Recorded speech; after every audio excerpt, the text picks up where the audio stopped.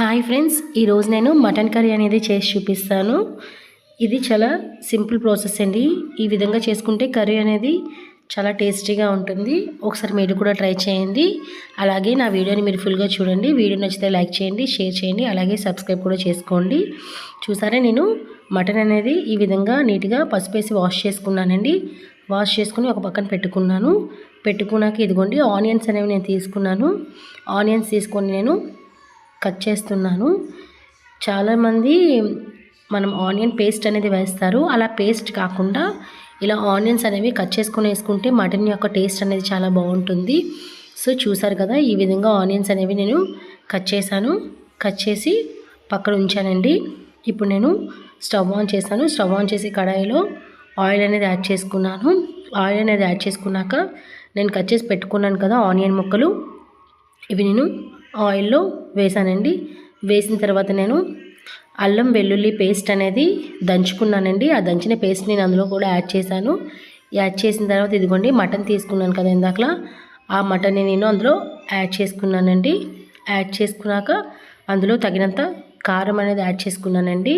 2 table spoons of కారం అనేది add చేసుకున్నాను. ఇలా యాడ్ చేసిన తర్వాత నేను అదంతా కలుపుతున్నానండి. కలిపిన తర్వాత అందులో తగినంత సాల్ట్ కూడా నేను యాడ్ చేసుకున్నాను. ఈ విధంగా సాల్ట్ కూడా యాడ్ చేసిన తర్వాత గరం మసాలా కూడా యాడ్ చేశానండి. 1 టేబుల్ స్పూన్ వేసాను. వేసిన తర్వాత అదంతా ఒకసారి నేను కలుపుతున్నానండి.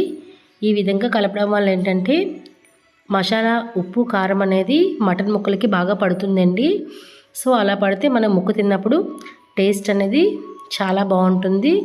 సో చూసారు కదా, అన్నీ కలిపిన తర్వాత మనం మటన్ కర్రీ అనేది ఈ విధంగా ఉందండి. ఇప్పుడు అది బాగా ఫ్రై చేసినాక అందులో 1 గ్లాస్ వాటర్ అనేది పోసుకోండి. సో ఈ విధంగా పోసుకున్నాక మటన్ అనేది మునిగే వరకు వాటర్ అనేది పోసుకోవాలి.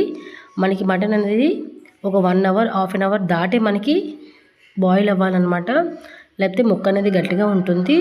సో చూసారు కదా, ఈ విధంగా మనకి ముక్క అనేది ఉడికిందండి. చూసారు కదా, ఇప్పుడు నేను దాన్ని ఒక హాఫ్ అన్ అవర్ పాటు అలా మూతపెట్టి ఉంచానండి వాటర్ పోసిన తర్వాత. సో చూసారు కదా, దాని కన్సిస్టెన్సీ అనేది ఈ విధంగా కొంచెం చిక్కగా ఉంటే సరిపోతుందండి. అప్పుడు మనం టేస్ట్ అనేది చూసుకొని స్టవ్ ఆఫ్ చేసేసుకోవచ్చు.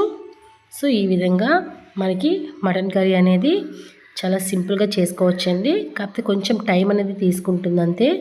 ఇలా ఉడికిన తర్వాత ఇందులో పైన ఆ విధంగా కొత్తిమీర జల్లేసి మనం స్టవ్ ఆఫ్ చేసేసుకోవచ్చండి. చూసారు కదా, ఈ మటన్ కర్రీ అన్నంలో కలుపుకొని తింటే ఆ టేస్ట్ అనేది చాలా వేరే లెవెల్లో ఉంటుంది. నా వీడియో నచ్చితే లైక్ చేయండి, షేర్ చేయండి, సబ్స్క్రైబ్